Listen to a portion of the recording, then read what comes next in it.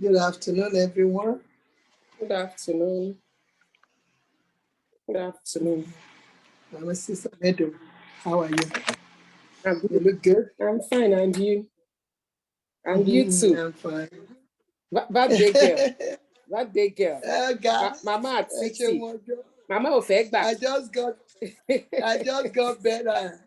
I've been darling, the children just went back. So okay. Trying to put the house together. Yes. I can imagine. All of them came.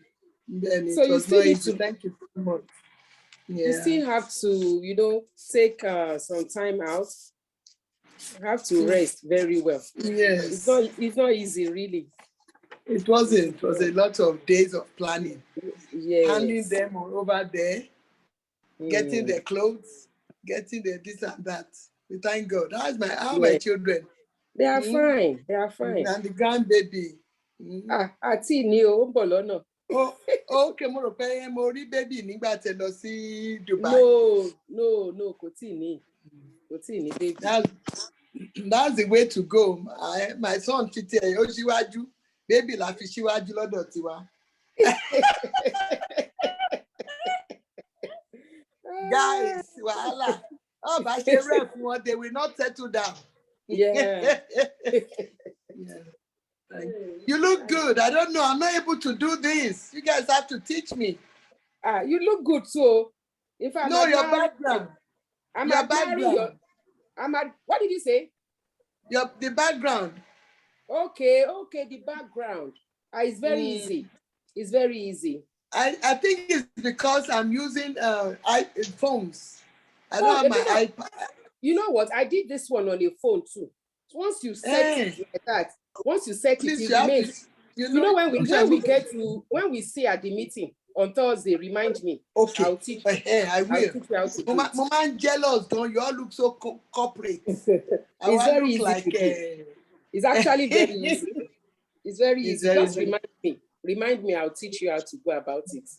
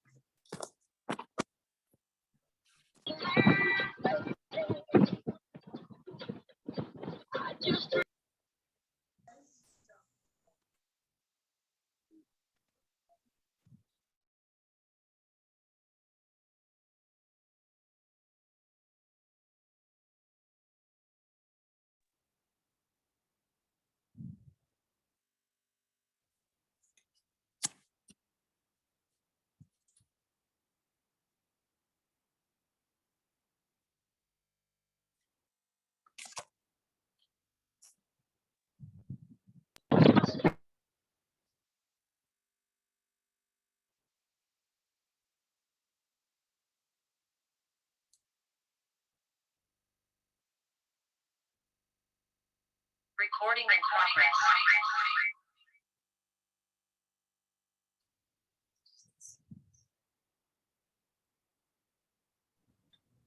Well, good afternoon, everyone on the platform this afternoon. Can we hear me? Yes. Oh, great. Yes, we can hear you. So I want to welcome everybody as we go ahead with this meeting. Let me welcome Pharmacist Akiniroyi for the welcome remark. Thank you very much. Yes, good afternoon, everyone. I would like to welcome you on this on the platform for Point Blank, laying it bare at this moment. We are having a discussion, and first of all, would like to appreciate our three discussants. Pharmacist Dr. Elijah Mohammed, I would like also welcome to the platform pharmacist Ernest Okafor, FPSN, and of course our pharmacist Abimbola Adebaki, our three discussants, and everyone that is taking part in this afternoon's discussion on Point Blank laying it bare. Our noble profession is something that we have to constantly work on so that we can make it better and better. And how can we do that? By us coming together and bringing out topical issues that is, affecting our profession. On this note, I would like to appreciate everyone that have taken time out on this beautiful Saturday afternoon to be part of this month's discussion. And I'd like to appeal that we all try to, pay attention and be interactive so that the afternoon we'll spend together will really be one that will be worth our while. So on that note, I thank everyone. I thank our chairman. And I would like to thank every member of the Pharmacist Affairs Group. So in that note, please, I will not take too much of our time. Let us get on with the topic for today, and that is on online pharmacy, its impact, the pros and cons on our profession. And I think it is time that we start discussing more on such issues. Thank you very much and welcome to Pharmacist Affairs Group. Thank you so much, Pharmacist Akiniroyi, for that beautiful welcome remark. And just like had been mentioned, this is just a platform where all of us pharmacists get to talk about topical issue in our profession. And I'll be recognizing a lot of us that are on the platform right now. And I want to start from all the members of the Board of Admin of Pharmacist Affairs who are ably on the platform. Pharmacist Akiniroyi, who has spoken, Pharmacist Titilayo Onedo, Pharmacist Benga Olubowale, and a couple of others that are yet to come on board. And let me also start by appreciating and welcoming all our three participants. They came in time. I want to especially welcome our Registrar of Pharmacists Council of Nigeria, the double prophet, Dr. Elijah Muhammad. You are welcome to this platform this afternoon, sir. Let me also welcome our beautiful sister, Pharmacist Abimbola Adebaki. We welcome you this afternoon to Pharmacist Affairs. Let me also welcome our very good brother, Pharmacist Ernest Okafor, FPSN, who is also already on the platform. Welcome you. And I want to also welcome... Thank you. Thank you very much, sir.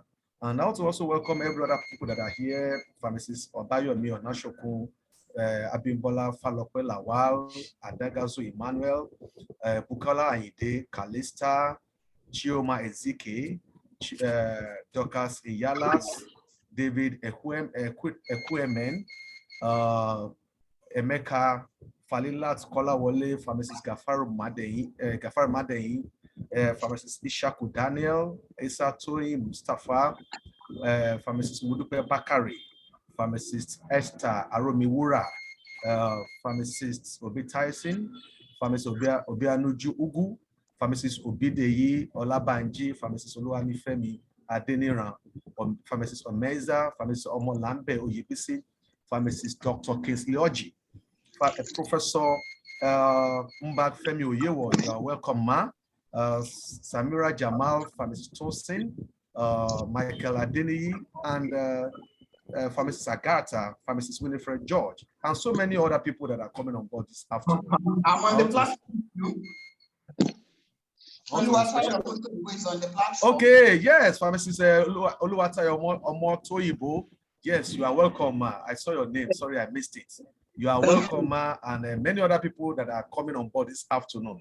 Okay, I've seen your name up there, Pharmacist Oluwatayo Omotoyibo. Everybody wants to welcome you, and we know that this is an event that touches on all of us because we are all pharmacists, and we are going to be seeing the impact of online pharmacy affecting our practice soon, especially with regulation from Pharmacists Council of Nigeria. And I know many of us have one or two concerned questions, and we feel that this should be an opportunity for us to speak about them. I also have this afternoon Pharmacist Benga Olubawale, who is going to be the chief anchor for today's event. He's going to be taking charge of this event shortly. But while we go that, I want to welcome Pharmacist Onedo Titilayo to give us brief introduction to our three discussants this afternoon. Pharmacist Titilayo Onedo, over to you. Thank you very much, Chairman. Good afternoon, the fellows of the Pharmaceutical Society of Nigeria present on this call, esteemed colleagues, ladies and gentlemen. I'll be introducing our discussants who have been carefully selected based on their track records of achievements. And to discuss this topic, online pharmacy, the pros and the cons. So I'll start with the very first discussant. Our very first discussant is a fellow of the Pharmaceutical Society of Nigeria, who served as secretary of Board of Fellows from 2012 to 2014. He has held several positions in the service of pharmacy profession, and these include Secretary, Lagos State Pharmaceutical Society of Nigeria, National Financial Secretary of Pharmaceutical Society of Nigeria, National Treasurer of Pharmaceutical Society of Nigeria, National Secretary. Pharmacist, 1 minute, please.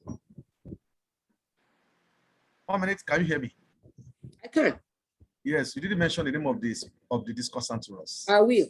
Okay. Thank you. And then Pharmacist Elijah, please help us put on your video.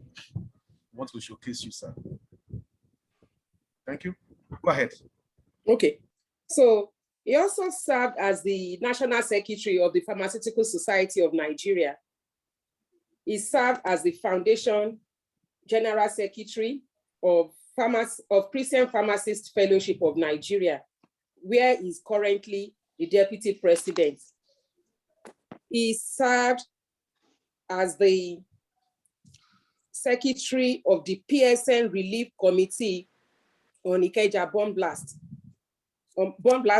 Blast Victim Rehabilitation. He is the Project Advisor, Association of Lady Pharmacists Committee on Rollback Malaria.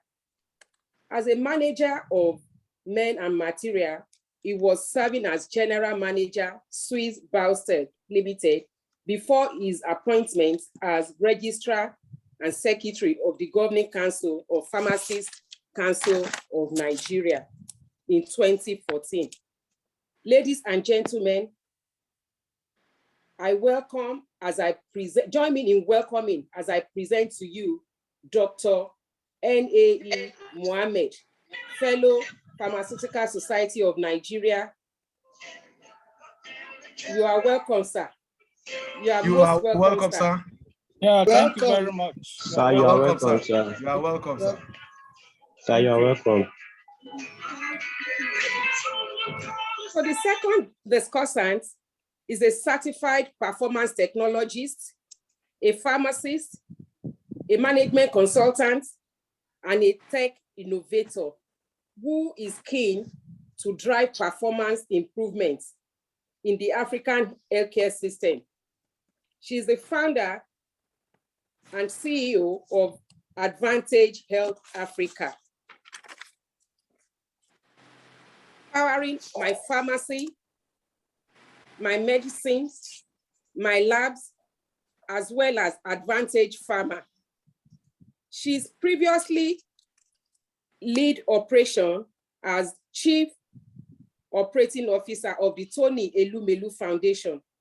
She was a consultant at the Financial Institutions Training Center and also at Accenture, and has consulted for the World Bank as a consultant, African Development Bank. She also consulted for African Agri-Business Incubation Network, and she facilitates for International Finance Corporation. as master trainer in corporate governance for Banks Director. She serves on the board of Allmark HMO as an independent director trustee of the Safe Medicine Foundation. She's an alumnus of the African Women Entrepreneurship Cooperative, Cascado, and she emerged valedictorian of the first cohort of the Joseph Business School, Lagos. She's a winner of Bayer Foundation Women Empowerment Award in 2021, and also a recipient of the Google Black Founders Fund 2021.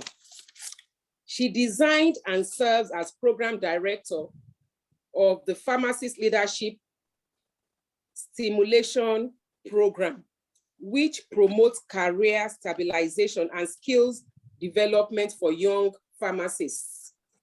Ladies and gentlemen, join me in welcoming pharmacist Abimbola Adebakin, winner Why Naija People or Person of the Year 2022. You are welcome, madam. You're welcome. Welcome. Yeah, most Welcome. welcome. Welcome. Congratulations. Thank you very much. The last but not the least, it's someone whose experience spans through many aspects of pharmacy, having worked in the academia, manufacturing, hospital, and retail pharmacy before venturing into pharmaceutical distribution 23 years ago.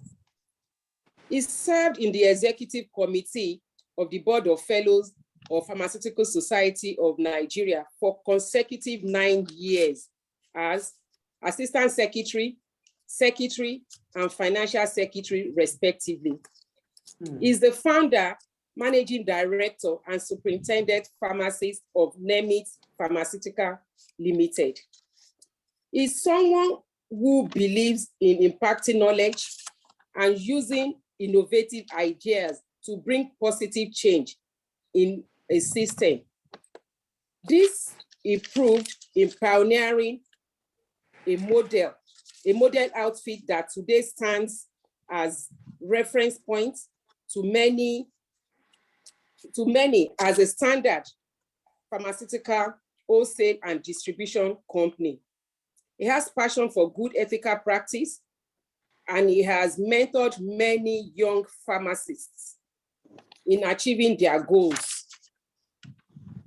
Ladies and gentlemen, I welcome as I present to you pharmacist Ernest Okafor, fellow Pharmaceutical Society of Nigeria, chairman, Pharmaceutical Wholesale and Distributors Association of Nigeria.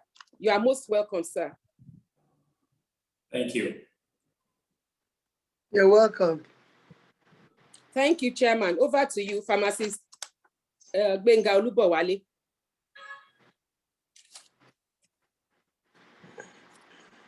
Pharmacist Olubowale.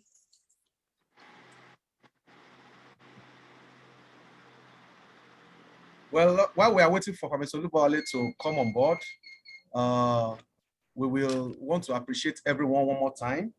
And I believe strongly we are out for a very good outing. This is just 10-15 minutes to the program. We have 80 people already on call.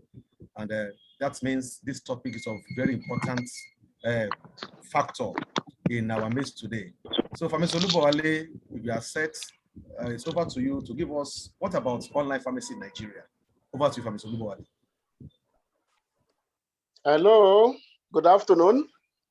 Good afternoon. Very highly distinguished colleagues, I warmly welcome everybody to yet another of our flagship program of the Pharmacist Affair this very warm afternoon. The very first one in this year, and with a very scintillating topic as well. What about online pharmacy in Nigeria? Whether we like it or not, the only constant thing in life is change.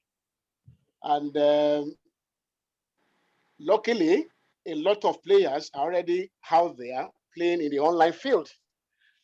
But then we need to regulate how this is done.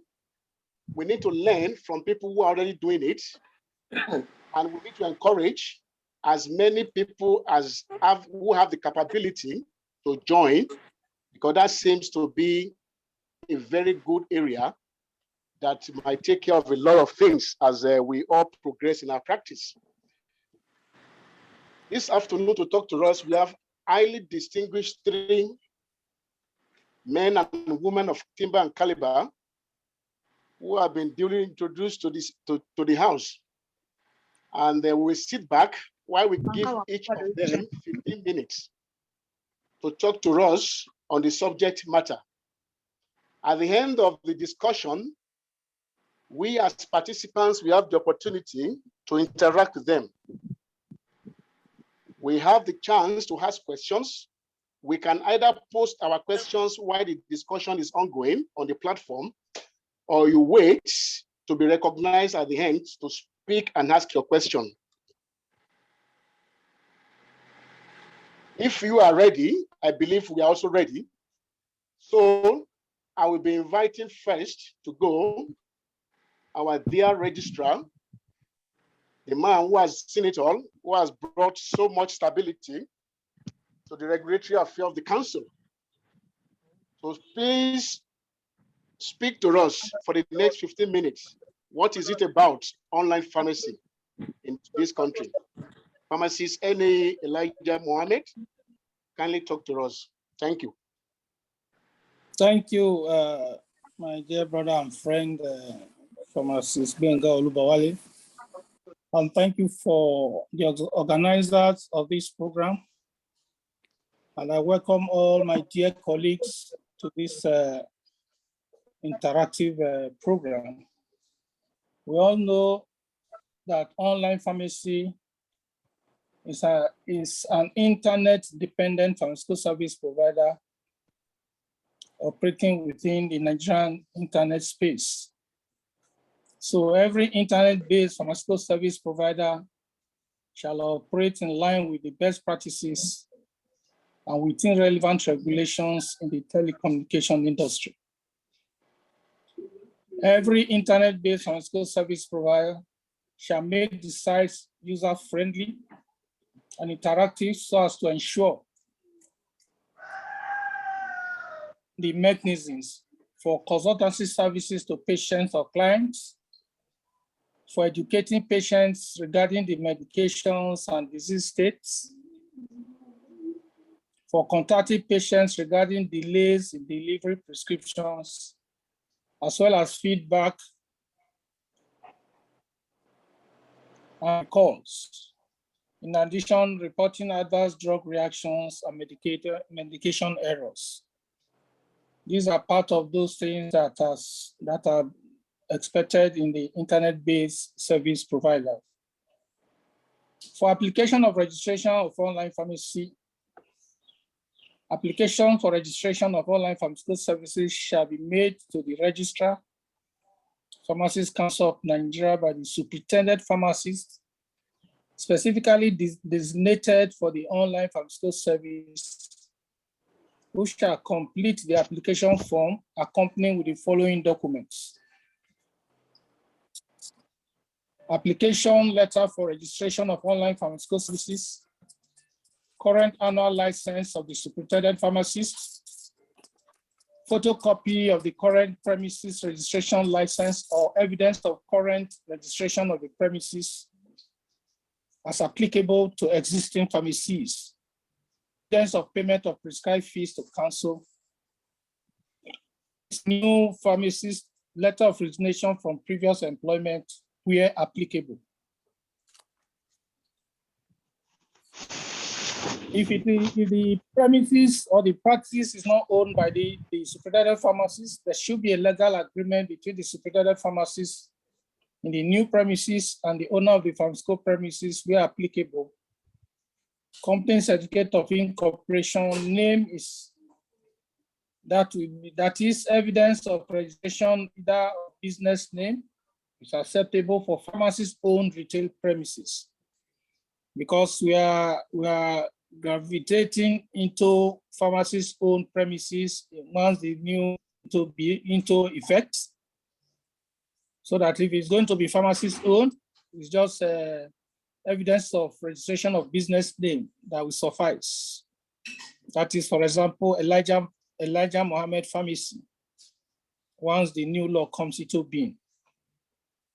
Article and memoranda of association, certified true copies of CSC documents for the superintendent pharmacist NY decides certificate is just coming in, and undertaken by the superintendent pharmacist to be held accountable for the services provided on the online pharmacy platform.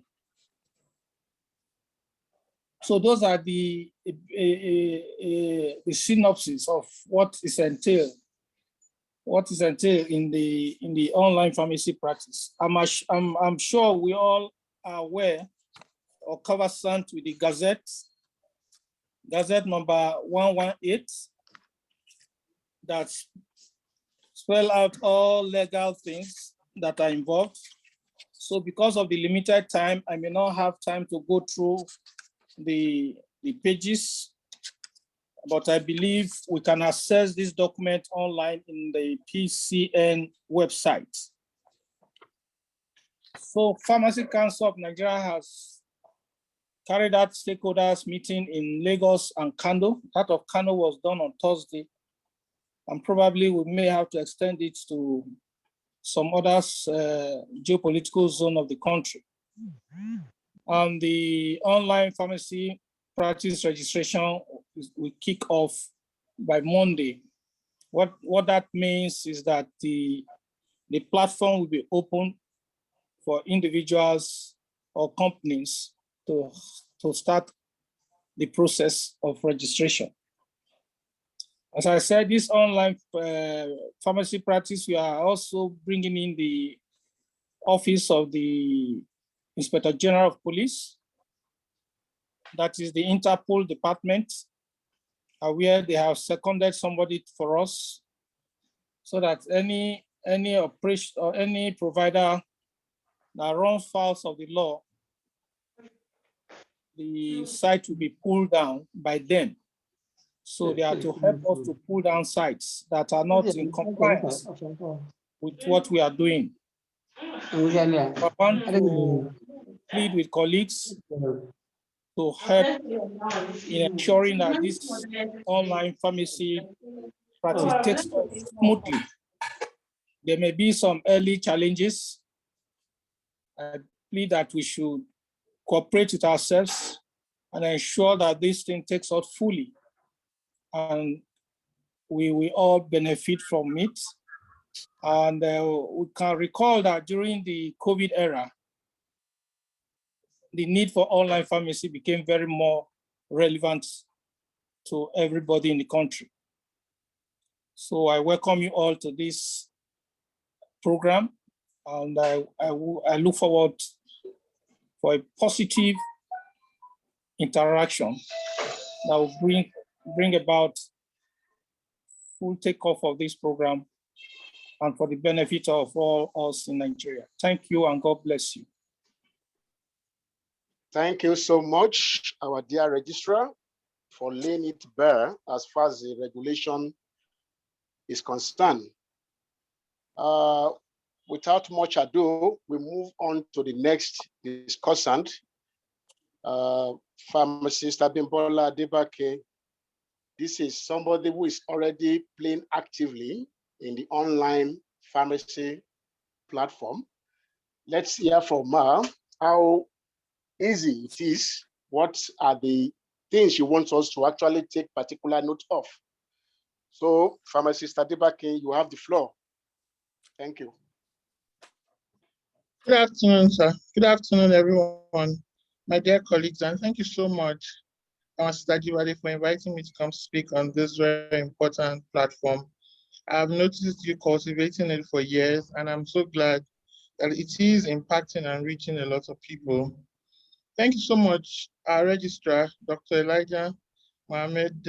Thank you so much, sir, for also involving me in the stakeholder sessions that you've had with various stakeholders online and in person. We just arrived from Kano and we look forward to more of such. It really is important that we have these sessions. I come from a change management background and I appreciate when stakeholders are involved from the beginning or anywhere along the journey. This way we can minimize errors, we can minimize assumptions that are not aligned. So the angle I sort of taken when I was given this assignment was to talk about some of the imperatives for online pharmacy. I'm CEO Advantage Health Africa, for those who don't know me, and Advantage Health Africa promotes my medicines. So we started my medicines in 2017, having seen a gap. The gap we saw was that, e-commerce was emerging, and it almost appeared that all the sectors around us were adopting e-commerce, and healthcare seemed to stay back. And we thought to ourselves that, this cannot be right. We're serving the same set of people. And if they get their food, they get their electronics, they get their clothes, they get their transportation using digital platforms, sooner or later, they are going to clamor for health through digital platforms. And this was way back in 2017. Sometimes it seems like yesterday, and sometimes it seems like 20 years ago. And we've noticed that the trend has actually confirmed what we suspected. Health tech is the fastest growing tranche in healthcare across the world. What we have found is that we have challenges in healthcare in Africa, and some of those challenges have led to us identifying solutions. And I look at things from the point of problem solving. So many people get their inspiration in different ways, but I, as a person, typically get my inspiration from identifying a problem. I listen to somebody talk about problems in healthcare, and also I like to, listen to people who are not practitioners as well, because sometimes they bring a fresh perspective. So this was a banker that was talking about healthcare and talking about the problems in healthcare, and he mentioned low service coverage. He also mentioned, proliferation of counterfeit drugs. He mentioned out-of-pocket payment for healthcare services. He mentioned so many things, but these 9 really stood out for me. So anything that we're doing, we think that we're addressing either 1, 2, or more combinations of these 9 problems. And for us, my medicines addresses low service coverage and a proliferation of counterfeit drugs. People will look for drugs. Drugs are essential for lifestyle, for life, for living. And so if they cannot find the original, they'll be tempted to go for the counterfeit, not knowingly, of course. Most people will buy the counterfeit because it's either cheap, it's very available, or they've been misled to think that it is the original. And there are many platforms that are springing up doing just this. So the more pharmacists stay away from owning this channel, the more we are leaving the people vulnerable to access counterfeit medication using the platforms that they find convenient. So I hope that at the end of my 15 minutes, I'll be able to show you that it is imperative that we participate head on, full on, chest on in this new channel of addressing our patients' needs. So when you look at the low coverage, the spread of pharmacies alone tells you that we have low coverage. If you have over 200 million people in a country being served by less than 5,000 licensed pharmacies, there's a gap. Nobody needs to tell us that. There is a gap. Then of the 5,000 pharmacies that are licensed, less than actually, you find that our spread is very thin in many areas. In fact, someone did an analysis back then, and I realized that if you do the analysis of where we are positioned across the local government areas in Nigeria, we're in less than 25% of the local government areas. We are in less than 25%. That is a profound gap. And we're looking at it and saying, how have others filled gaps? How have they bridged gaps?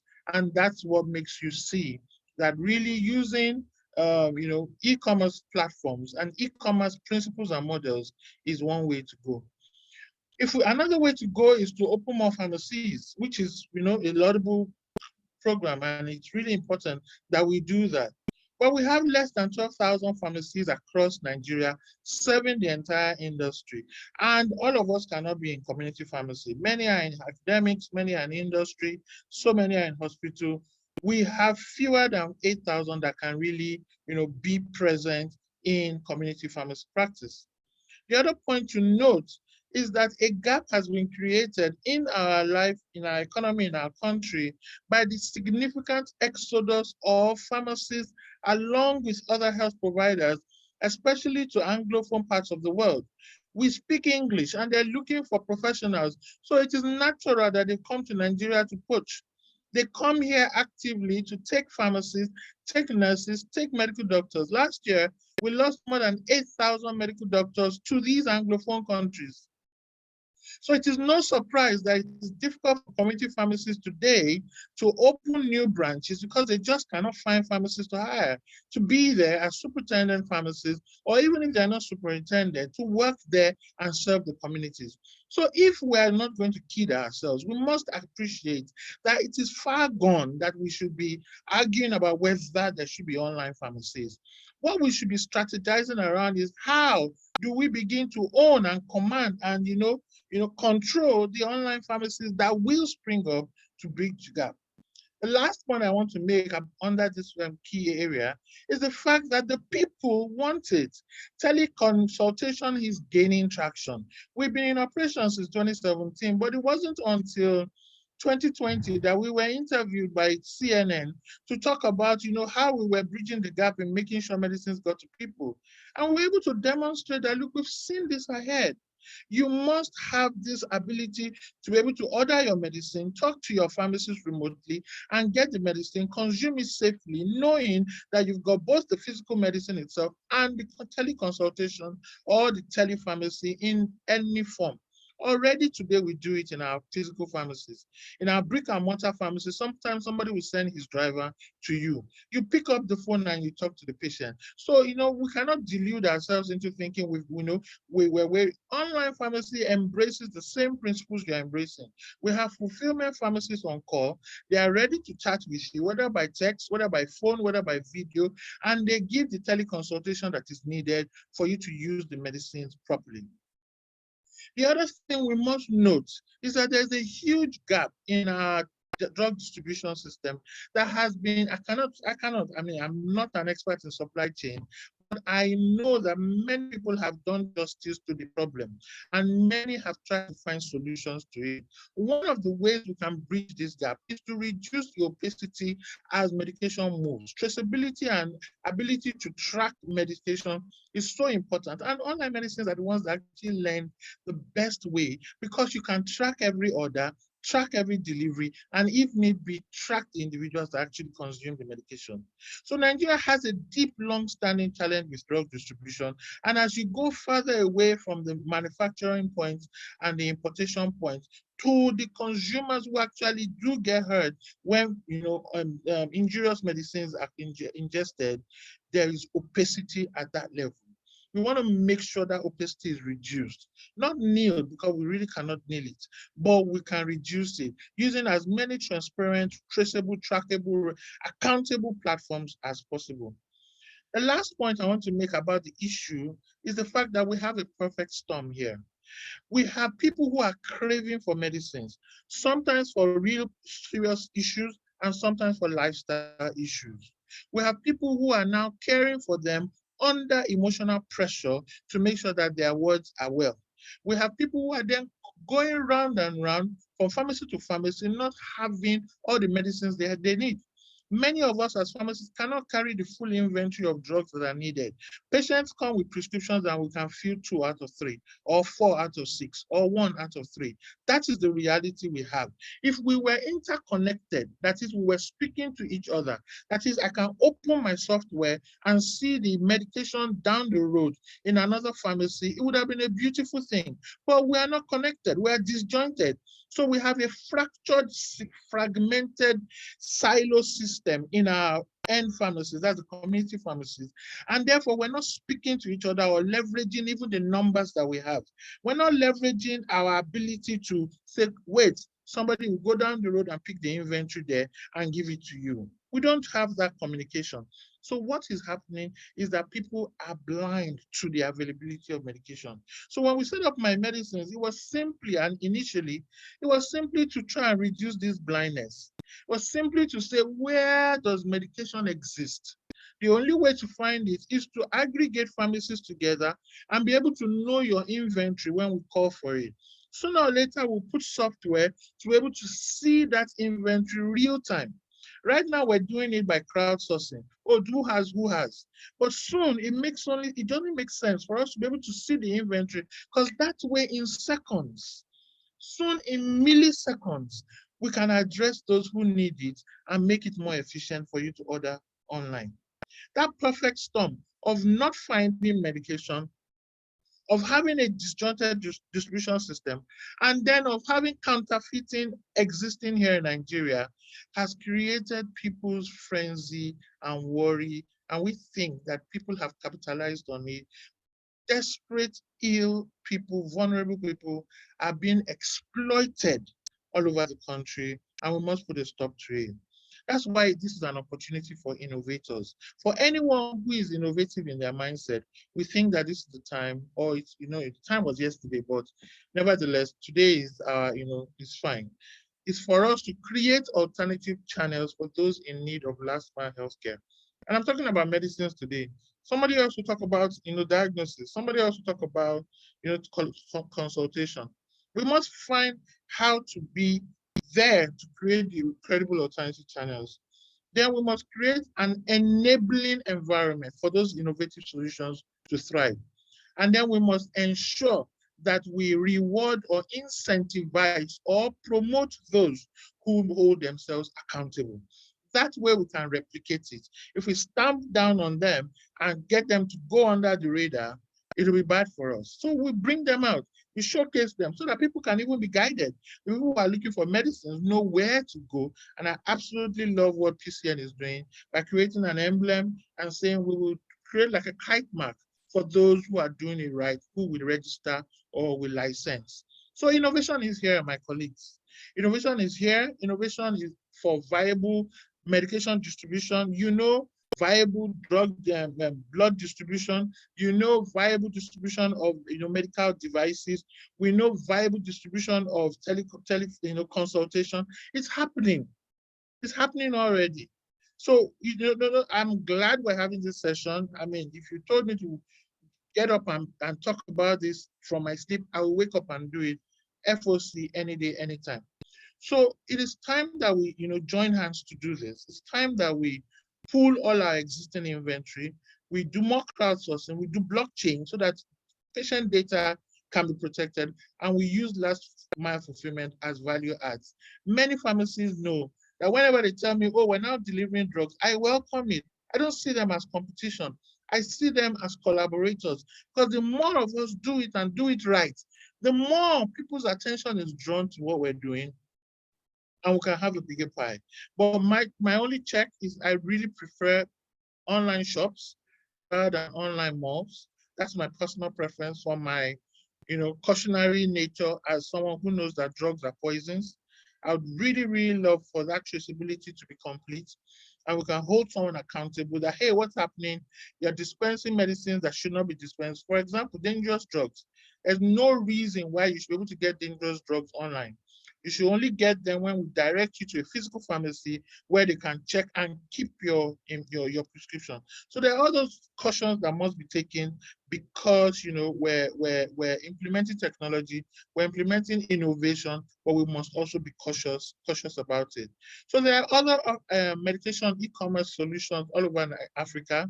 We have some in Ghana, in Mali, in Kenya, in Uganda, here in Nigeria, and more are proliferating every day. I have people who ask me, well, how can I set up an online pharmacy? I'm happy to help, so long as they are committed to doing it well. My dream eventually is that we have an interconnected pharmacy system. I presented this when I was keynote. I was having keynote at a PSN meeting in Ibadan many years ago, and I'm still holding on to this dream. I want to system where pharmacies are interconnected, where there are core solutions in the middle, connecting us, enabling us, empowering us. Then infrastructure will come to us. Then finance will come to us. Then logistics will come to us in a big, deliberate way. Not the one that we're borrowing what people are just giving us, like, pass downs. No. There'll be deliberate financing for us the way we need finance, not the way, that's been presented now that people can hardly pay back. There'll be deliberate infrastructure set up for us. There'll be deliberate logistics for our needs that makes us deliver value. Nobody will be able to question, oh, what are pharmacists doing? They see it clearly because we are bringing value to them in a systematic way and in a deliberate way. I'm going to conclude my session, my presentation with these points. Healthcare requires a collaborative approach. What we're sitting on is too small right now. We have a bigger pie, and when we have a bigger pie, everybody's happier. Right now, I think the pharmacists can champion this trend because more than 80% of interventions require medication. We don't need anybody else to champion it because we're leaders. So we can champion it. And I'm so glad every time, health innovators come to me, health financiers come to me, they recognize that I'm solving a problem there and they need to latch on. Pharmacists must come up with these innovative solutions. We're talking today about online pharmacy. We've gone beyond that. There's so many other things that we should be talking about in pharmaceutical care. Then we need regulation that leads more of this innovation and does not, deteriorate. And I'm glad the direction we're following. And then soon we need to have those platform businesses that create end-to-end solutions that make sure that our business is well done and well protected. I thank you very much. I'm sure everybody knows us. I just thought to put this slide here in case some people are wondering, my medicine is one of what we do. My care is our medication refill for health insurance and telemedicine innovators. My advantage is the community we're offering right now, building it as a community as a service. My pharmacy is our pharmacy management resource center and also our franchise. Advantage Pharma, which we as a sales and marketing representative for over 50 products, and my labs, which is our direct-to-consumer molecular diagnostic test solutions. Thank you so much. Whoop. Thank you very much, Pharmacist Abimbola Adebakin, for the deep expose you have given to us on the subject matter. Definitely, everybody who has been listening to you and even to our registrar when he started, we realized that this is an area of pharmacy that a lot of us need to start looking into. It might eventually be the area for the future, and we cannot be found wanting, and we need to get it right. So once again, thank you very much. I can see people already are preparing their questions. Kindly, you can post those questions on the platform. We will read it out at the end of the discussion. Otherwise, prepare for them so that you will have the opportunity to speak to the House.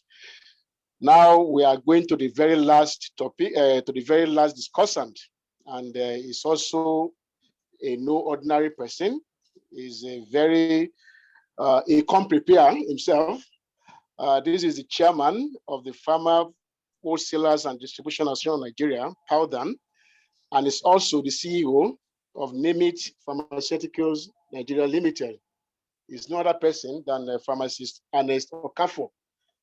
Pharmacist Okafor, kindly speak to us for the next 15 minutes. Thank you. Thank you, Pharmacist Benga. Good afternoon or good evening, the House, and happy weekend. It's a pleasure for me to be here to talk on a very burning issue that affects all of us. I don't know, during the course of the presentations, I was having discussions in my device. I don't know whether it's from my own end or from the host. So I might have to mute my camera so that I'll be able to improve on my bandwidth. So I'm talking about online pharmacy.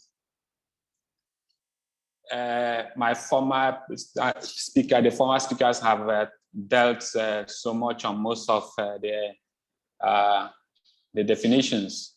Just to say that online pharmacy You call it the online pharmacy or e-pharmacy or internet pharmacy, you're saying the same thing. It's a pharmacy that prepares and sells medicine, including precision-only medicines, on the internet. And that delivers same to customers to the near net reach and mimicking the traditional physical pharmacy you and I have today. By way of history, the advancement of internet pharmacy has completely changed the perspective of commerce. We see that several industries now use online business to reach to their customers, and many today solely depend on online. And it's one of the major disruptors in supply chain. Like the pharmacist Adebaki said, 3 businesses that will not go into recession are food, medicine, and services, unless human beings don't exist again. And we see over the years, the likes of Argos, Amazon, Alibaba's selling electronics and groceries online. And recently, Amazon diversified into online pharmacy. And they acquired PillPack company and has grown in the last 3 years.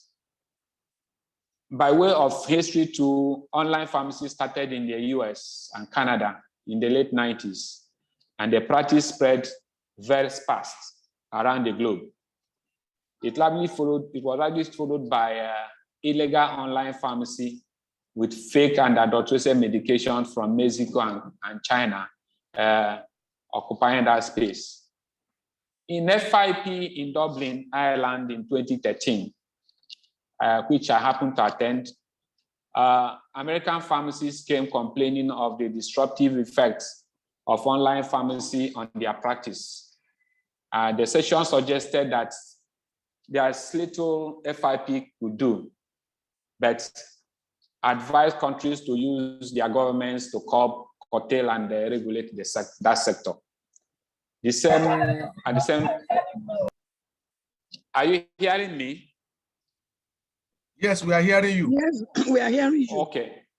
So at the same plenary of the FIP, received a notification that in the near future, you will not need the knowledge in science subjects to read pharmacy. And a pharmacy degree can be obtained through online classes with virtual laboratories, virtual industry, and virtual internship. So when we got to FIP in Glasgow some years back, some universities in the US and Australia came marketing online pharmacy schools. And we also read in the news some years back too of the menace online pharmacy was posing, where somebody died in America in a hotel room holding a pack of Viagra he purchased from an online pharmacy. So today, all sorts of delivery services, including online pharmacy delivery, has grown considerably after the COVID-19 pandemic, which my former discussant alluded. Unfortunately, in Nigeria, community pharmacies did not do much in this area during the lockdown. I want to take you through some of the merits of online pharmacy. Accessibility. Online stores can easily be accessed at the comfort of your homes. There's customer reach as near as the touch of your Android phone. To business owner, your market space spans across the world. In my first website I created in 2004, we posted Nicosan tablets we were distributing for Zekem Pharma in Abuja on our site. We started receiving referrals from American Cancer Institute. We made some good sales then. After some years, they kept on sending us referrals. So we discovered that You have time and money saved as it is a door-to-door purchase. And you probably can do business 24/7 around the clock. The pharmacy owner had used it to build brand awareness. In the Nicosan story I told you, I narrated now, years later, the institute still referred customers to come and buy folic acid, Nigerian folic acid as 8 million from us. There's privacy and confidentiality, where areas like sexuality and adolescence that we don't want to people to know what they are purchasing. You have a wide range of options to choose from, unlike in the brick pharmacy, where a given pharmacy will not have everything. Provision of resource information, now very common in online sites. In fact, it discovered that it has replaced prescription. If you go to Amazon today, you see, first of all, describe what the product is, what the item is doing, and the precaution you are going to take. And there's real-time monitoring of sales with data collection, which in turn help to inform business decisions. Of course, accessing new market in a low cost with the overall project has a long-term cost spread over a period of time as you build capacity. In all these, there are still demerits. There's no face-to-face contact of the buyer and the seller, and therefore lack of physical evaluation and customer support. The customer complaints are sometimes lacking or not even addressed. See, they are covered that the customer satisfaction are sometimes not guaranteed. Trust needs to be built. Competition, size with better adverts and reach attract more customers. Like if you go to Amazon, you discover that you have a robust site, very friendly. If you are just starting, you discover that you have issues with such, you can't compete with them because they sell all sorts. Their inventory is large. Regulation on prescription medications are violated, as many sell prescription-only medications there. Of course, privacy of personal and financial information are in doubt as customer information can be shared. In Google privacy agreement, you discover that you have well over 20 pages with very tiny paper, tiny writing that you don't even know what is there. But one of the major things that they will tell you that you should agree that your information you are providing can be shared to third party. So also the back-end personnel might not have knowledge of what he is selling, as we see in network marketing. Many of them that carry those products don't know what those products do.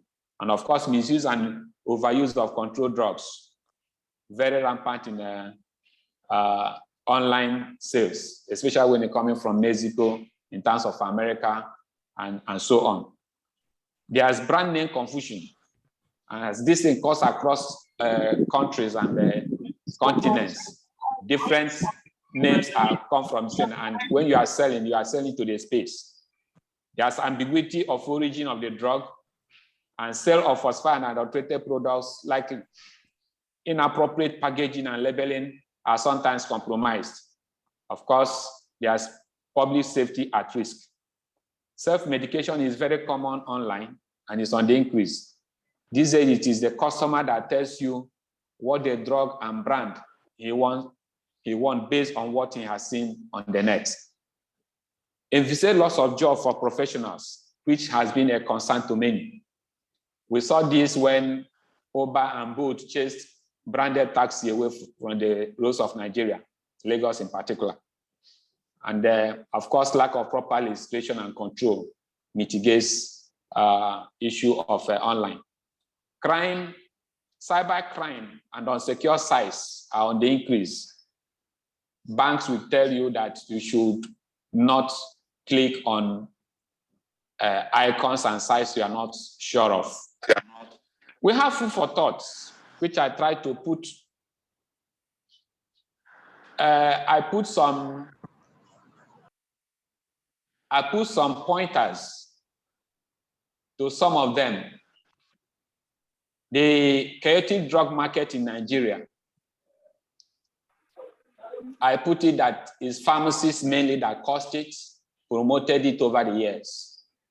When we're supposed to play the part we're supposed to do, we did not. And we had non-professionals occupy that space over a long time. And we are seeing the effect in our practice today. And that's exactly what Pharmaceutical Wholesalers and Distributors Association of Nigeria has come to change the narrative. It's a group of association of pharmacies-owned wholesalers doing wholesale and distribution, and we are trying to build capacity to get international best practices in drug distribution in Nigeria. When NAFDAC gave the policy that products should be registered, pharmacists again were at the back, and non-pharmacists took the center stage to register products. Today, we have more of them as captains of the industry and importers.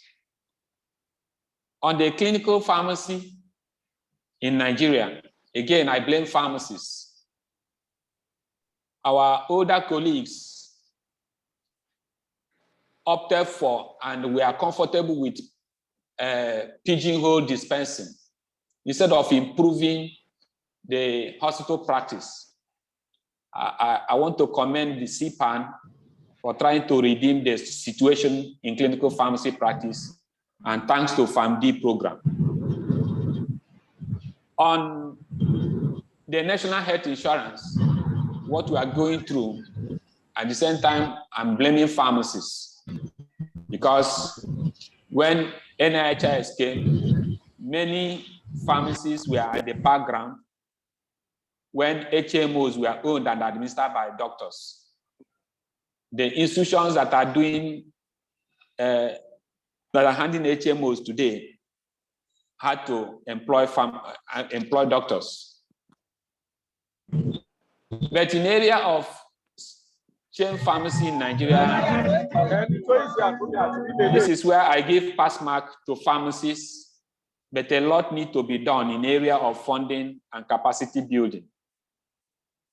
Some years back, when we had the story that Walmart and ShopRite are coming to set up online pharmacy, chain pharmacy in Nigeria, a lot of retail pharmacies braced the occasion and build capacity by setting up chain pharmacy. But they have not actually improved much on that. But when you consider that like a grocery shop like Ebano that have grown over the time to become a brand, I learned that in the last 2 months, they have made a debut in Canada. On telehealth, again, pharmacists are still, has not embraced it. I want to appreciate Pharmacist Adebaki, who is today the trailblazer of that, as far as the pharmacy circle is concerned. I know that a robust initiative is being launched in the northern Nigeria by an international organization to take healthcare to people's doorstep. My question is, where are we here? On online pharmacy in Nigeria, PCN guidelines in the current gazette is in between telehealth and online retail pharmacy. Register and go will surface as pharmacy practice license number is not strictly in use in our practice today. As a way forward, online pharmacy is fast-growing phenomenon across the globe. It cannot be neglected in our environment. We need to plan, launch, and grow your online pharmacy with proper guidance. Already established chain pharmacies are well positioned for online pharmacy today. Pharmacists Council of Nigeria should do more than the Gazette. All accredited sites must have a brick and mortar they operate from with correct and valid contact details on their sites. Cyber security should be enhanced. Our security agencies, they need to work on the cyber security in Nigeria.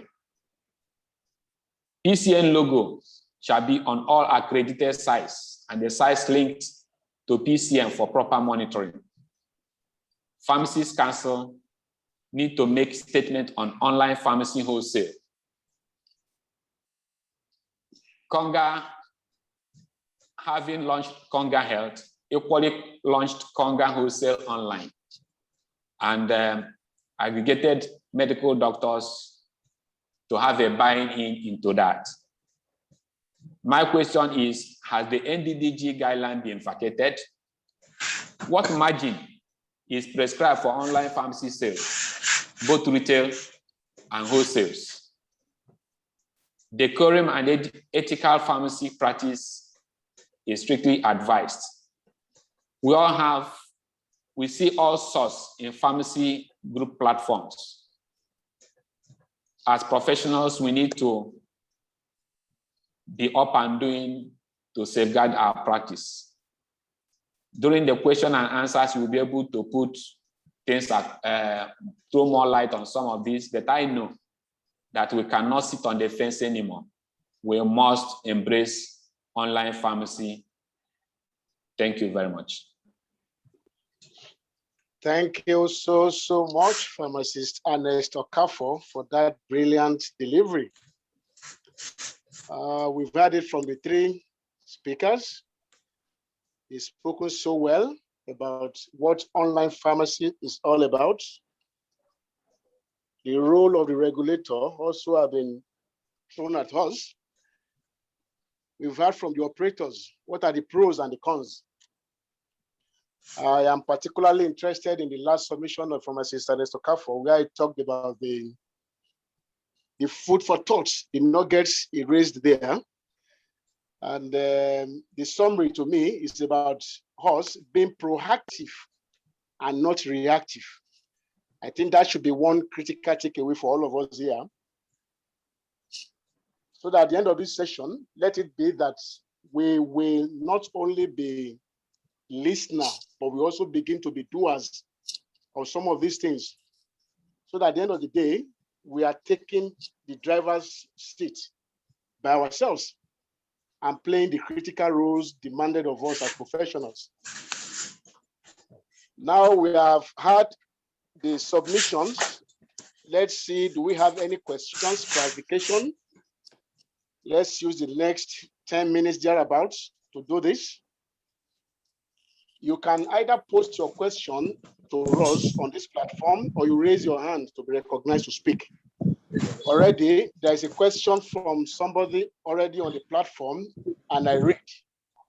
How can those without physical pharmacies participate in online pharmacy? This is a question I believe goes to the regulator. Our dear registrar, Pharmacist Mohammed, what's your take on this?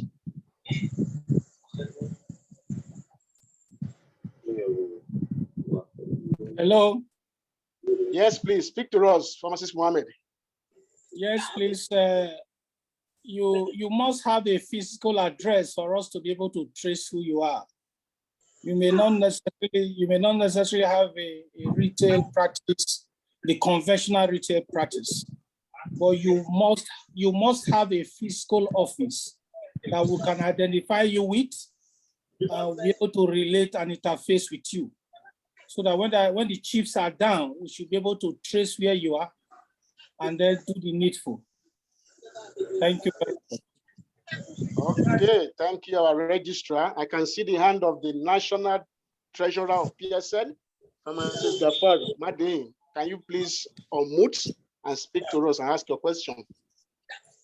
Thank you so much. I quite appreciate the presenters, and I also appreciate the registrar for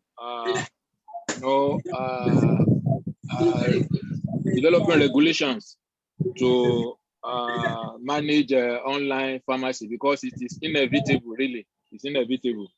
But my concern is well identified by pharmacists to CAFO, because of the challenge that we come up with itinerants, partaking in the online operations. And I want to believe that what should be the major concern of regulators is the safety of the public. And every step must be taken to ensure that the public are safe, even though they require, they desire online operations, just like Mr. Adibaki mentioned, that's their desire. But at the same time, their safety must be paramount, and it's the regulator that will ensure that. And looking at our system, it's a suggestion. I don't know if you can look at it, that instead of allowing individuals to say, okay, I want to do online, which may lead to some issues of monitoring. I want to suggest that we should start with having ops. What I mean by ops is that having a kind of hub that will coordinate a number of retail pharmacies. And this has an advantage. The advantage is that an hub will take responsibility for performance of a number of community pharmacies that are in its network, so that it will now make it easier to regulate, because you are looking at, a hub is taking responsibility of a number of community pharmacies. Also, the hub will also assist in ensuring that there is a linkage with other stakeholders in the distribution channel, like wholesalers and other suppliers, instead of individuals just going individually, which may create a lot of problem in regulation. So this is what I see. If if others see merit in it, I think this will help in regulation, creating hubs instead of individual just saying, okay, I want to do online. Let that be in the form of hubs, so that the hub will now have a number of, like my pharmacy, for example, it's an example of an hub. So if any pharmacy, if there's a malfeasance among the pharmacy in its hub, it is my pharmacy that will be taken responsible. So it will be easier to do regulation that way. That's the way I see it. Thank you very much. Thank you so much, pharmacist Madin Gafar. We have 2 questions already posted, and I think they are all directed to the registrar. I will read them out. Mr. Registrar, please take notes. One is coming from pharmacist Tolulope Ajayi. Do we already have provisions for wholesale online pharmacy? That's a question to you, our dear registrar. The second one is coming from pharmacist Martins Moma. And the question goes thus: the level and reach of logistics. No, sorry. Oh, the question is this: for existing brick and mortar pharmacy practitioners wishing to upscale to online services, would they be required to get a different superintendent solely for online pharmacy services? Considering this service client is remote based, will the limitation placed on superintendent representation for brick stores, that is, cannot register more than 1 store, also apply to online pharmacy superintendents? Finally, with the consistently dwindling pharmacist-patient ratio due to mass migration of pharma professionals, are there any plans for policy adjustments to help mitigate this current reality, especially as it concerns the representation of superintendents to mixed service online and brick providers? The registrar, I hope you got these 2 questions. Now it's about 4 indeed. The first question, and then the second one has about 3 questions in it. Please provide us with enlightenment on this. Thank you, Pharmacist Benga. When you are talking of hub, it cannot be practicable because when there is any infringement, that means the hub will just be pulled down and everybody connected with the hub will be dealt with. So licensure from Pharmacy Council is tied to an entity. So it cannot be tied to a hub. So each of the premises online is to occupy a given space. And so that it will be one-on-one interaction between the regulator and the regulator. And if there's an infringement on that, that particular entity will be pulled down and dealt with appropriately. This is, are you sure it's because if Hello, Wani bus stop. Please, can we mute our system? Please, organizers, can you just tell our colleagues to do the needful so that we can have a smooth program. So it's going to be one-to-one relationship. So it cannot come under a hub system. 2, provision of wholesale, we are working on that because we are taking this program step by step, because we are still going to come to a level where we are going to shake hands with the MCD, Medical and Dental Council of Nigeria, so that the issue of prescription medicines can be well addressed, so that the names of a prescriber can easily be identified. So we are not going to rush everything at the same time, but gradually we'll be taking them one after the other. So the issue of wholesale will definitely address it. And we will need to have one-on-one discussion with the group headed by Pharmacist Ernest Okafor, so that we know how to now program them accordingly. Because we will really need to streamline the pharmacy practice in a way and manner that it doesn't become all commerce affair. So that when you are in retail, you are in retail. When you are wholesaling, you are wholesaling. When you are importing, you are importing. So we are just waiting by the grace of God that this bill comes into effect, so that it will give more power to us to do a lot of things that have been lined up. And once we're able to do that, we'll be able to get this pharmacy practice, put it on the line, and so that everybody, we do his specific bidding, and not one person doing wholesale and also doing retail, and vice versa. So please, we need to be patient with us. We will definitely unbond this thing one at a time. For the issue of a superintendent pharmacy for the retail, as at now, the retail pharmacists, the superintendent pharmacies for the retail, as well as we serve for now also the superintendent pharmacy for the online pharmacy, so that we don't unnecessarily burden the individuals who are part of the retail practice and also the online practice. Policy to mitigate this migration, there cannot be policy for now to stop any migration. So the way things are now is the economy has to dictate what an individual will need to do. So going out of the country, nobody can stop you.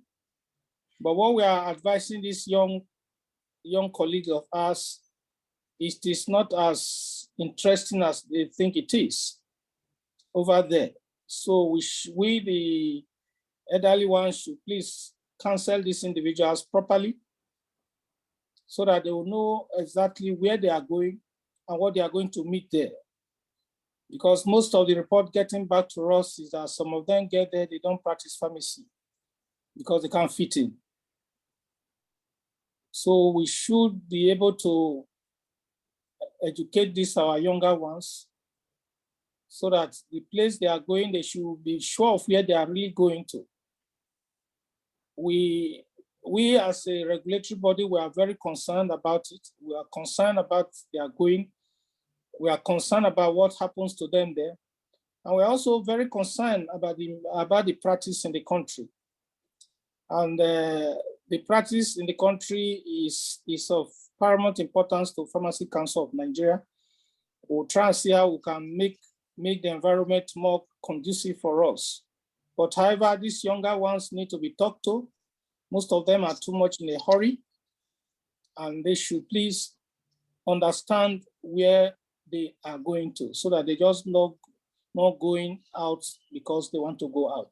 We have specific individuals who even left council. Up till now, they have not found their feet where they are. So we've told them to come back. If the place you are is not good enough for you, please come back. In the last NAPSA we went to, I encountered some of them. There was an individual who was a practicing pharmacist in Nigeria and getting to US. He ended up becoming a taxi driver. And he was telling us to please help him with a job in Nigeria. He's ready to come back. So this going overseas is not as easy as they think it is. So please let us continue to counsel them, let them understand and appreciate what the situation is. Thank you and God bless you.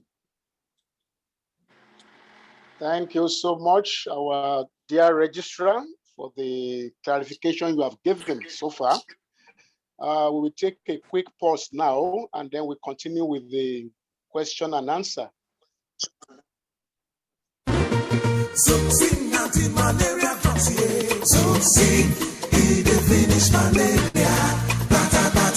Guys, I don't go. My wife not too well. Sharpshooter, don't score goal again, Abi. Oh boy, no be that one. She do test, then say na malaria. True, malaria see the disturb now. It be like say I never yarn you about my shortest paddy. Which best friend you get? We will not sabi. Name na Zoxin. I need to know more about this your best friend. No wahala. Zoxin, the better anti-malaria medicine. We get a better combination of artemether plus lumefantrine. Now confirm anti-malaria medicine. I never see any friend way better pass my Zoxin. Oh boy, you know all these things. Now you know one tell us things. No wahala. Now when I know make I run go buy them for my wife. Oh, correct guy. Now Bond Chemical Industries Limited, where they make it Bonabe. For our picking them, they make his Zoxin anti-malaria medicine. It day for pharmacy where they are area. We are welcome back to our scintillating session with the three speakers on the topic online pharmacy, the pros and the cons. Mr. Registrar, we have three questions again for you. It's like most of our audience are more interested in the regulations. They want to be guided so that we are not found wanting or running foul of the law as far as online pharmacy practice is concerned.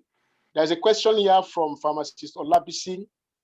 Can we get a copy of the PCN Gazette, particularly on online pharmacy? Second question from pharmacist Musumola Dosumu. Is it possible for one superintendent pharmacist to superintend both a physical and online pharmacy? Then the last question, I think that one is actually self-explanatory, but I will still want you to speak to it. There's somebody here, pharmacist Sugujemi, you're asking whether distance is relevant in online pharmacy. I think that question or the answer to it should be quite obvious. My registrar, please shed light on these few questions we have raised. Thank you very much, my dear colleagues. The online gazette is on our website. Visit our website. You can see there and download it and read it appropriately. The second question was earlier answered, and I believe our colleague who asked the question wasn't around.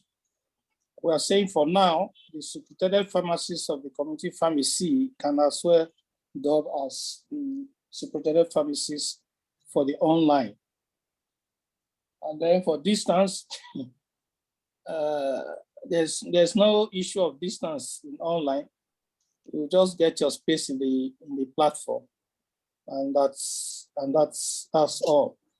There's no issue of distance, no 200 meters in the sky or wherever the platform is being hosted. So to also explain further, the online platform and the pharmacy record database is still being updated in terms of how, and if you are not on our database, you will not be able to register online. So it is a very closed system. So you will need to do a physical interaction with us before you can go online, because most of the community pharmacy and other pharmacies who have licensed now in our database, and this handshaking of that database with the online platform is being concluded. And once it's concluded, if you are not in our database, you cannot enter into the platform. So you have to come through the physical entrance. And that means the applying physically, and we do the inspection and other things. And then before we will now hook you online. And we have well-developed database of all categories of practice. We have the manufacturing, wholesaling, distribution, and community pharmacies. So the PCN online pharmacy will be allowed for B2B, that is business to business, and then B2C, business to consumers, once it is fully developed. So in addition, we will include the PCN seal, just as it is on the physical licenses, also on the online license. So the online license we're going to give, there's going to be a seal, and then there's going to be a specific logo that will be attached to the online license. So with that, we'll be able to monitor and differentiate who is on the online platform. So anyone that we see online that has to do with Nigeria, definitely will pull it down if that premises or whoever is operating does not have those identity or the seal concerning the practice as prescribed by PCN. Thank you. Thank you very much, our dear registrar. I see that a lot of question really is actually about the regulation, like I mentioned earlier. The PCN will do good if you can please help us to place the gazette on your website. I don't know whether it's there currently. If it is not, please put it there. So that we can... I've said it fantastic. So all the people asking questions about PCN regulation, please do well to visit the PCN website and get more information. There's an appeal by somebody that the cost of 150,000 naira to register an online platform seems quite discouraging. Mr. Registrar, is there anything the council can do as a way of encouraging more entrants to play in this particular all-important field? Mr. Registrar, please. There's really nothing we can do for that for now. That is the fee for online practice. There's really nothing we can do. And I believe we should look at it as a way of helping to get this practice established fully. Okay, thank you. I think that message is clear. I see somebody's hands, Pharmacist Obide Yola Banji. Are you still interested in asking your question? Yes, good afternoon, Famolubole and our registrar and other presenters. Though my question has actually been addressed by the last statement is border on the cost of registration, because when the registrar was presenting this thing in Lagos, there wasn't any mention of that, and some of the council staff have interacted with it, doesn't seem to know. But now that it's been mentioned, I think my question has been answered. Thank you. All right, thank you so much. A question here for the registrar again. Can somebody who is not in community practice actually operate and own an online pharmacy platform? Mr. Registrar, please.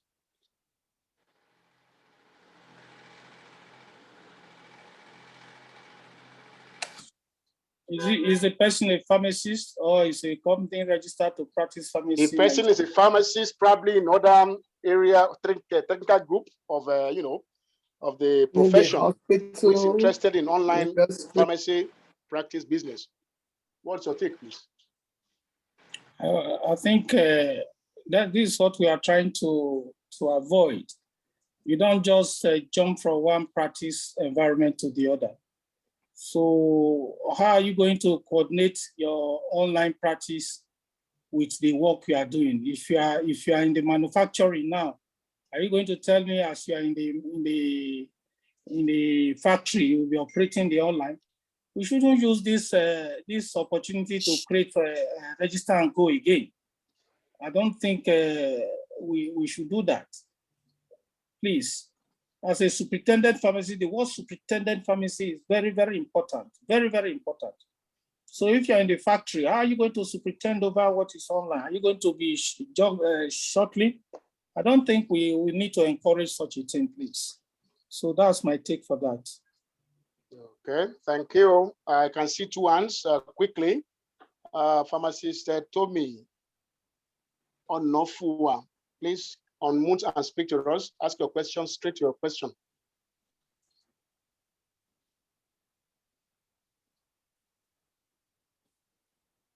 She is not ready. Pharmacist Bukola Inde, I can also see your hand.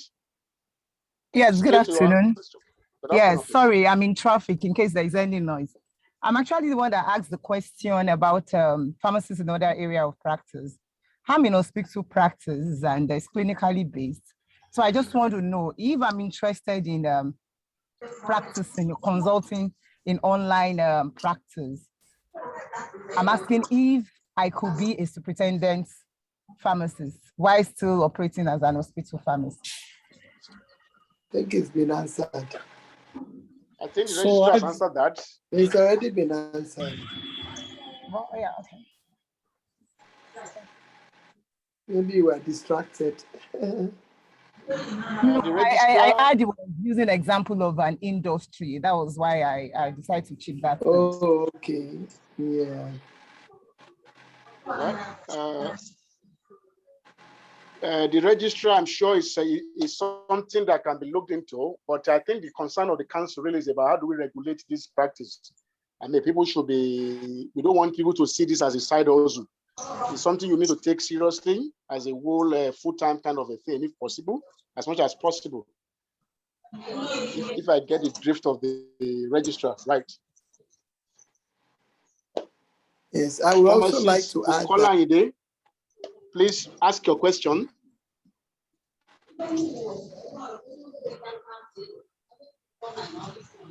Sorry, I already asked. Oh, okay. In that case, I think we are rounding up now. We've had a very good time together. We've done our question and answer. I will give the speakers two minutes to give us a roundup, your last word on online pharmacy practice in Nigeria. I will start with our registrar. The same order. After the registrar, pharmacist Adebakin will speak, and then finally, pharmacist Ernesto Kafo. So, last word, our dear registrar. Yeah, first of all, I want to thank the organizers of this program, and I want to encourage them to continue with this so that both sides of the divide can always interface and understand themselves in topical issues like this. And then secondly, for the colleagues, the participants, I want to thank you for joining us. I also want to plead that if you have good suggestions that you think will help us in the development on this online pharmacy, please don't hesitate to send to us. We need you to be able to do our work right. These are new items being introduced into the pharmaceutical landscape. There's definitely going to be some hiccups. Like as I said, the issue of prescription drugs is a very, very important issue, both to the government and to the patient itself. And since we cannot identify prescribers for now, I've told you we are going to work I will continue to work on the prescription policy of the federal government to ensure that prescription policy comes out. And then there should be a need for PCN to shake hands with MCD, the Medical and Dental Council of Nigeria, so that we'll be able to identify prescribers in the country, and most especially their signatures, so that when we want to enforce in totality the issue of prescription drugs, we will not be found wanting in concerning that. And I want to plead to our members who are going to take part in the online pharmacy practice, please, controlled drugs must not be seen. Controlled drugs must not be seen. Advertisements must be cleared with NAFDAC, and we should not take this online pharmacy lightly. We gave out our community pharmacy practice to every Dick and Harry over the years, but this new one, I want to please let us gag it. Let us ensure that things are done properly, so that the generations coming after us will have a legacy to work on. Please and please, I don't want this issue of registering and go. It's a very, very important something. And secondly, as I said, we have brought in the Interpol for issue of discipline and other related offenses. About 7 of us have been trained by the Interpol on cyber crimes. So the government and the international bodies they won't joke with cyber crime. So if you allow your platform to be used for anything that is illegal, please, I'm sorry, I will not be able to defend anybody. So please, the patient is the most important person on this on this issue, and they need to be guided appropriately. Anyone that falls into the hands of whatever it is, don't say you have not been warned. Please and please, I'm begging that we should be very vigilant. We should be very careful on this online practice, because over the years, according to the Interpol, the online practice has been a good source of transferring of these hard drugs and controlled drugs to some individuals. I'm pleading with you all that we should cooperate with ourselves, understand ourselves, and we'll continue to dialogue, we'll continue to talk to ourselves. As I said earlier, we've spoken to colleagues in Lagos. We went to Kano this week, and we'll definitely go to other zones. There's an NGO that is ready to help us out with that, so that we will really get this thing straight at the beginning, so that we don't make the mistakes we made in the physical practice that is telling on all of us today. Once again, I want to thank you all for coming, and we're looking forward to a fruitful and interesting online practice, and your contributions will always be welcomed. Thank you, and God bless you. Thank you, our registrar. Pharmacist Adebakin, please, your last word. Thank you so much. I'm glad that many people are writing that, this is welcome. And it is indeed a welcome development, but there's no magic to it. As in any business, you're going to have to grow it slowly, gradually, and be patient with it. We've been doing it for 4 years plus now.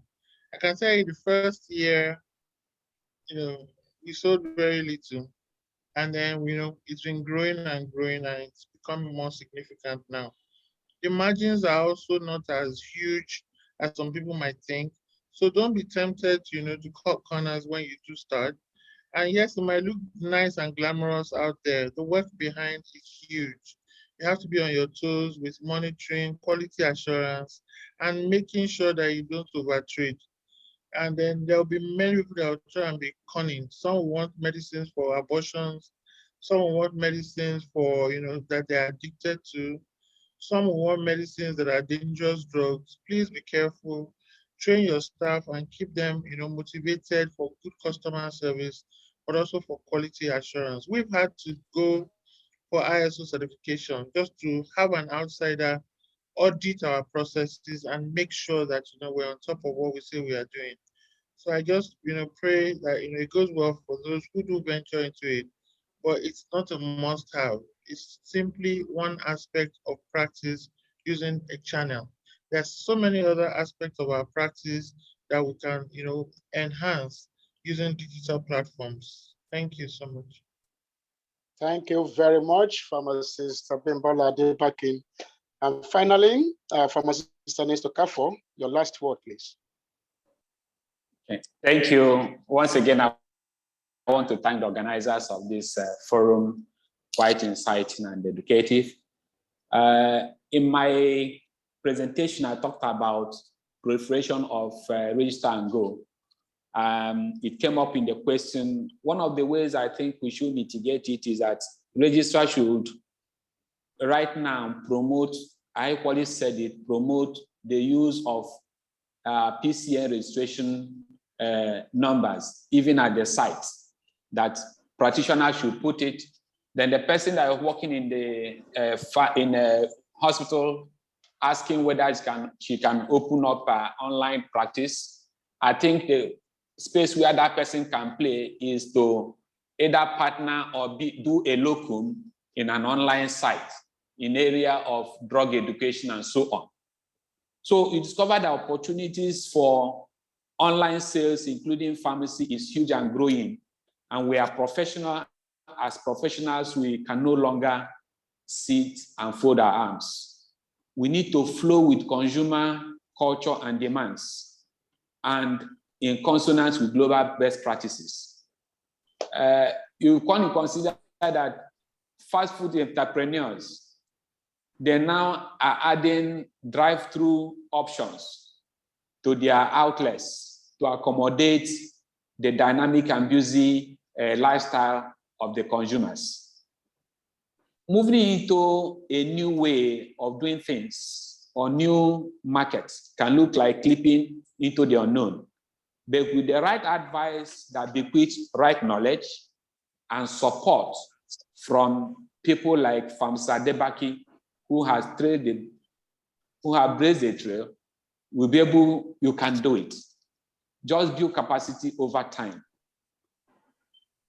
As professionals, we should maintain ethics, even in the cloud. I'm not personally comfortable with the way narcotics are being posted in pharmacy platforms. I must tell you, we are pharmacists here, and we need to tell ourselves the truth. Pharmacists Council of Nigeria has a lot to do in policing the cyberspace.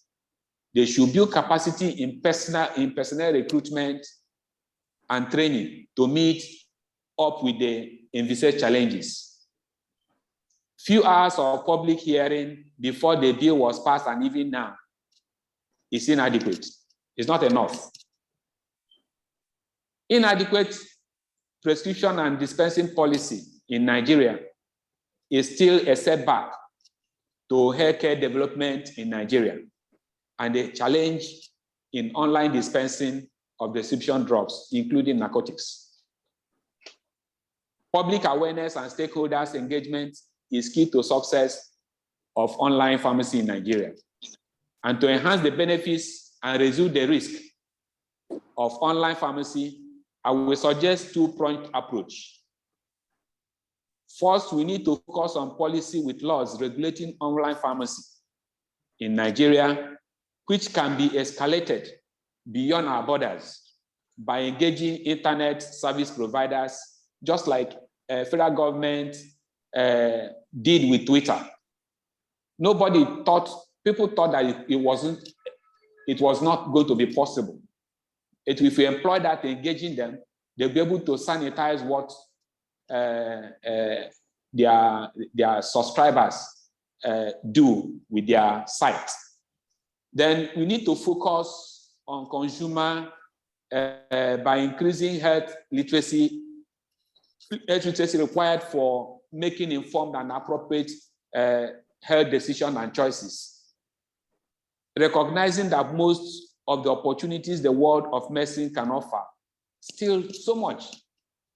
And we cannot box ourselves in our brick and mortar practice.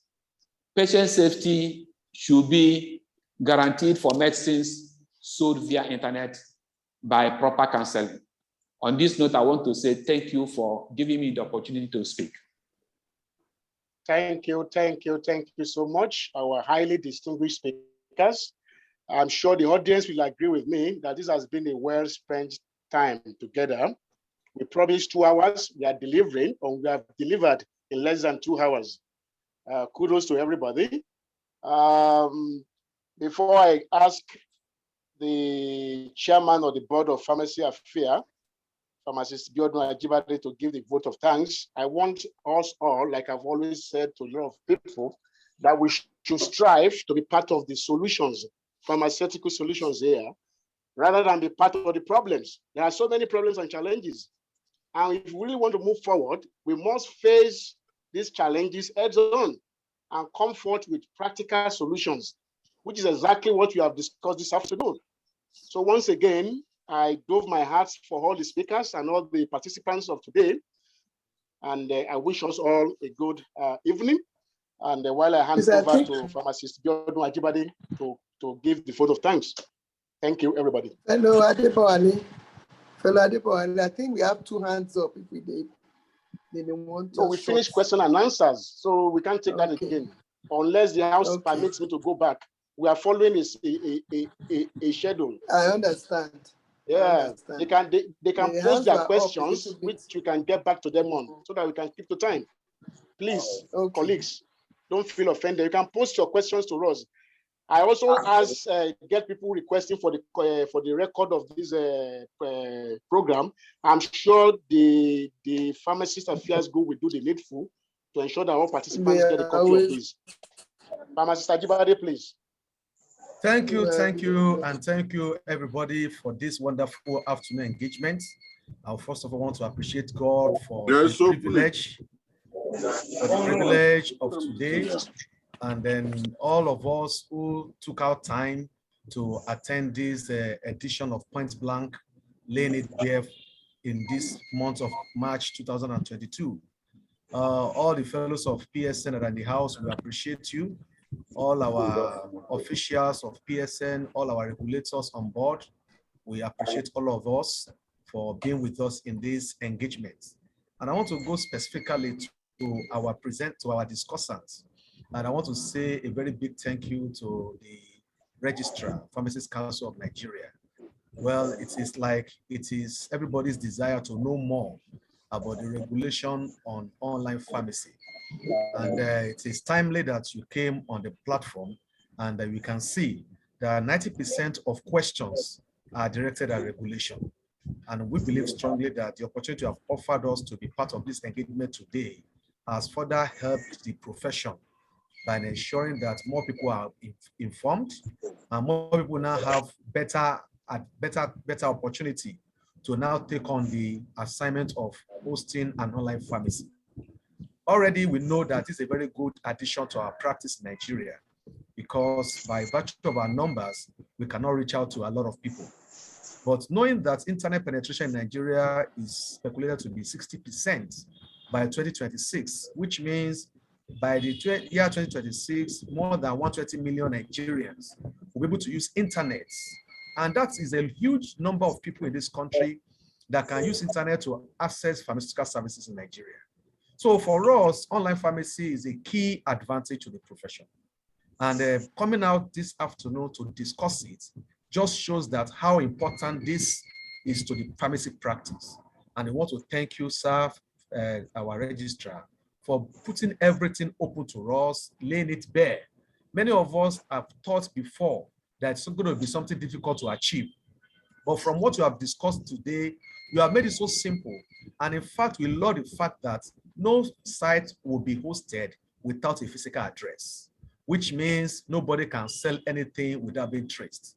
And we know that that's a very good addition to the way things are done currently, because safety of consumers are going to be better enhanced when properly done as we have been in Nigeria. And I know very well also other countries will need to copy our approach from Nigeria, because online pharmacy has ever remained a system that has been difficult to regulate.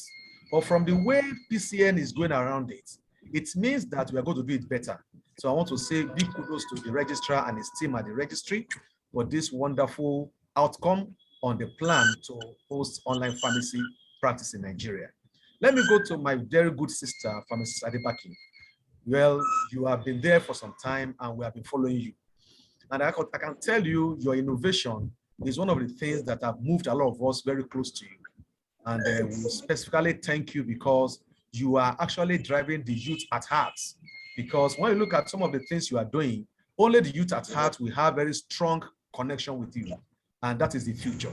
So for your presentation this afternoon, you have not done anything less than what we know of you. We want to appreciate you. And you have actually helped a lot of people to also see that there's a mentorship in place for anybody that is coming to this space. So many people who want to have online pharmacy and they don't even know how to go about it, you have offered yourself freely to them this afternoon. We want to thank you. So for all what you are doing for pharmacy and even your presentation this afternoon, we want to say a big thank you. You have added a lot to us in terms of knowledge. And let me go to my brother, my very, very strong brother, Pharmacist Ernest Okafor. This is one opportunity that I've always enjoyed talking to you and having you around. You have shown so high level of innovation in things you do. And then when it comes to latest things that affect pharmacy, you're always interested. And immediately I mentioned this to you, you have to cancel an appointment for a program today because you want to be part of this program. All of us from Board of Admin of Pharmacy Survey, we are appreciative of your very good gesture. However, everything you have mentioned, you have actually put down some key points, which I believe the regulatory body, the pharmacists, and all of us as a people will begin to ponder on and begin to work towards. Because some of those things, food for thought you mentioned, and those things you mentioned are way forward, they are key parameters that we must give a lot of consideration. And in doing that, it will give us a very good opportunity to ensure that pharmacists have a good environment. So I want to appreciate you. And to all the participants, your questions have shown the depth of interest in the topic and rapt attention for everything that we have done today. I want to say that we will continue at this level to bring topical issues for us to discuss with the hope for us to have a collective ideas put together. And we also come up every time after this kind of a program with a communique, which we always make available to the leadership of Pharmaceutical Sector of Nigeria, which we believe it will help as one of those support systems in advancing good pharmacy practice in Nigeria. We want to thank you all for your time, and we want to thank also the supporters from the donors, companies, Real Pharmaceuticals, Bond Chemicals, for your support towards this program. And all my members of the Board of Admin of Pharmacist Affairs, you are so wonderful, working day and night through thick and thin to ensure that every program we put on board is given the needed attention and perfect and good delivery. Today is also one of those good outcomes and those good outing of Pharmacist Affairs. I want to thank everybody and want to thank everyone who are here, always wanting to know next from Point Blank Pharmacist Affairs. We appreciate you. And on the closing notes, I want to let you know that by May, just be out again for another edition of Point Blank, and we'll also bring forward an interesting topic that we're all going to have discussion around with the hope of having collective opinion on issues that pertains to us. I want to thank you so sincerely for being with us. We are yours sincerely, all of us from Board of Admin Pharmacist Affairs. I want to wish you a wonderful evening and pray that next week is here and this new month will offer every one of us good tidings. Have a wonderful evening and the best of the rest of your day. Thank you so much and thank you. Bye. Thank you, everyone. Thank you, my double prophets. Good to see you. Thank again. you. Thank you. Always looking younger. Thank you. Thank you. Thank you. Thank you. Thank you, sir. Thank you, Pharmacist Adebaki. Thank you, everyone. And thank you all. Very nice interaction. Thank you for this edition. Thank you. Thank you, everyone. Thank you. Thank you. Thank you, everyone. Very interesting.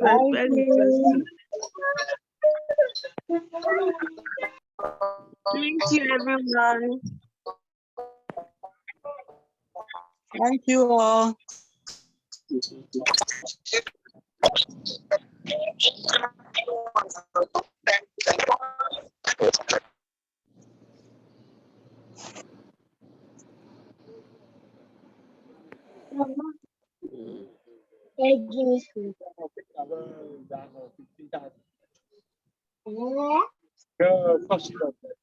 Thank you so much.